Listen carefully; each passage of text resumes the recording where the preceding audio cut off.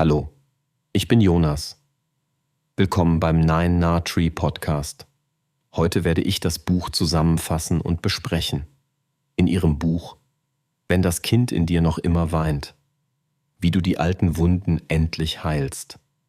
Von Melanie Pignitter widmet sich die Autorin dem Thema innerer Heilung und dem Umgang mit vergangenem Schmerz. Ein besonderes Augenmerk legt sie dabei auf das Konzept des inneren Kindes, das symbolisch für jene kindlichen Anteile unserer Persönlichkeit steht, die in der Kindheit Verletzungen oder emotionale Vernachlässigung erlebt haben und auch im Erwachsenenleben noch immer Einfluss auf unsere Entscheidungen, Gefühle und Beziehungsfähigkeit nehmen können. Auf einfühlsame Weise zeigt die Autorin, wie man zu diesen Anteilen Kontakt aufnehmen kann, um alte Wunden endlich nachhaltig zu heilen und belastende Emotionen in positive Energie und neue Lebenskraft umzuwandeln. Dabei vermittelt sie tiefgreifendes psychologisches Wissen gepaart mit praktischen Übungen und konkreten Handlungsempfehlungen. Das Buch wendet sich an all jene Menschen, die das Gefühl haben, aufgrund früherer Verletzungen emotional festzustecken und in ihrer persönlichen Entwicklung oder auch zwischenmenschlichen Beziehungen blockiert zu sein.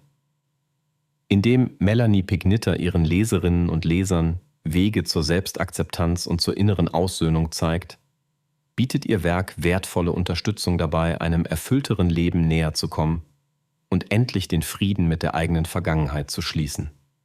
Ich werde Ihnen die wichtigsten Erkenntnisse aus diesem Buch mitteilen. Erstens: Das Konzept des inneren Kindes verstehen. Ein zentraler Bestandteil des Buches ist das Konzept des inneren Kindes. Dies bezieht sich auf jene Anteile unserer Persönlichkeit, die in unserer Kindheit geprägt wurden und die Erlebnisse aus dieser Lebensphase dauerhaft mit sich tragen. Negative Erfahrungen, emotionale Vernachlässigung oder Traumata in der Kindheit erzeugen Wunden, die weiterhin unbewusst unser Handeln im Erwachsenenalter beeinflussen.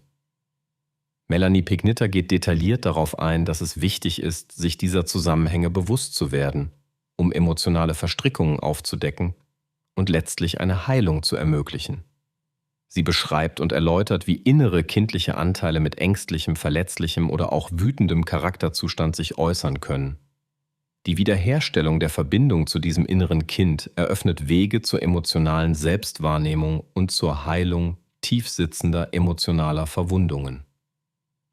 Praktische Beispiele und Fragen zur Selbstreflexion regen Leserinnen und Leser dazu an, mit diesen Aspekten der eigenen Persönlichkeit aktiv in Kontakt zu kommen und bisher unbewusste Dynamiken ans Licht zu bringen.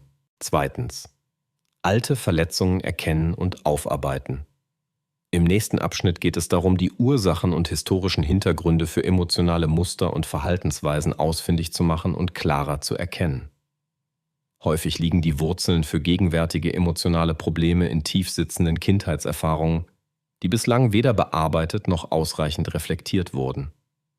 Die Autorin beschreibt verschiedene Wege, wie Leser innen diese oft verdrängten Erlebnisse identifizieren und ins Bewusstsein befördern können.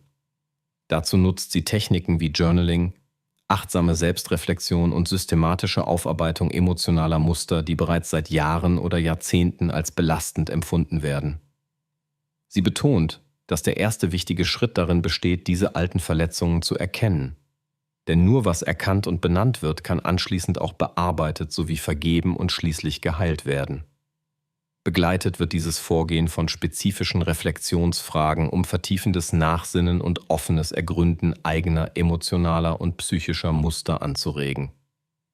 Drittens: Der Prozess der emotionalen Selbstheilung.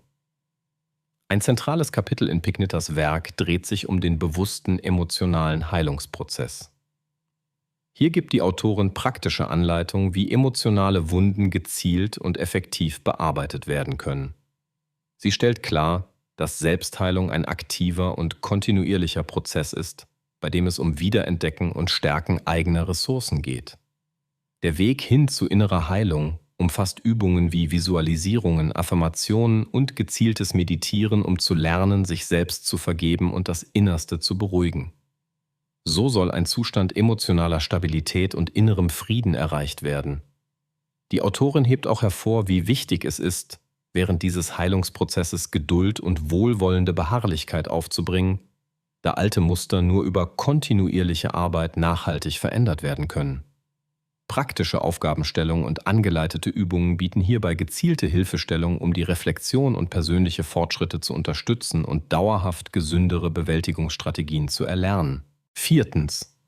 Selbstakzeptanz und Selbstwertgefühl entwickeln. Pignitter betont, dass ein entscheidender Bestandteil zur Heilung alter emotionaler Verletzungen in der wachsenden Akzeptanz des eigenen Ichs liegt. Selbstakzeptanz und Selbstwertgefühl sind demnach Schlüssel, um emotionaler Verletzlichkeit entgegenzutreten und ein erfülltes Leben führen zu können.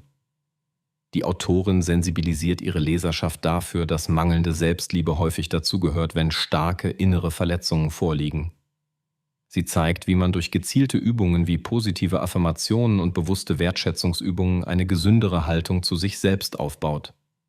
Indem LeserInnen lernen, bedingungslose Akzeptanz, Geduld und Freundlichkeit sich selbst gegenüber zu zeigen, verändert sich nicht nur die Beziehung zum eigenen Ich, sondern nachhaltig auch das soziale Verhalten und die Beziehungsgestaltung zu anderen Menschen. Praktische Übungen und Konzepte laden ein, Selbstmitgefühl zu üben und Verantwortung für das eigene Glück und Wohlbefinden zu übernehmen, um langfristig mehr Lebensqualität und innere Zufriedenheit zu erfahren. Schließlich, gesunde Beziehungen führen Lernen. Im Kontext verletzter kindlicher Anteile können Beziehungen komplex und oft konfliktbelastet sein. In ihrem Buch erläutert Melanie Pignitter, wie alte Verletzungen Beziehungen unbewusst sabotieren und welche Strategien genutzt werden können, um zukünftig gesündere Bindungen einzugehen und konstruktiv zwischenmenschliche Konflikte zu bewältigen. Ein zentraler Aspekt hierbei ist die Erkenntnis über die eigenen emotionalen Erwartungen und Bedürfnisse. Die Autorin unterstützt ihre LeserInnen darin, diese Bedürfnisse deutlich zu erkennen und klar zu kommunizieren. Sie gibt Strategien an die Hand, wie man Beziehungen belastende Muster identifizieren und durchbrechen kann. Alte Ängste und negative Glaubenssätze über Bindungen und Nähe werden gezielt reflektiert, um neue, gesunde interpersonale Dynamiken einzuleiten. Der Schwerpunkt wird hier auf die Wichtigkeit der Selbstkenntnis und bewussten Kommunikation gelegt, um Beziehungen liebevoll, verständnisvoll und erfüllend zu gestalten. Zusammenfassend: Dieses Buch eignet sich besonders für Menschen, die bereit sind, sich intensiv mit ihrer Vergangenheit auseinanderzusetzen und sich auf den Weg innerer Heilung und Transformation zu begeben.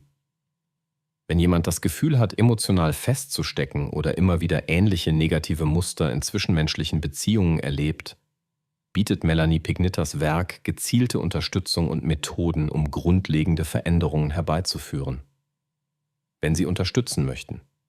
Melanie Pignitter können Sie das Buch über den Amazon-Link kaufen, den ich in der Podcast-Beschreibung angegeben habe.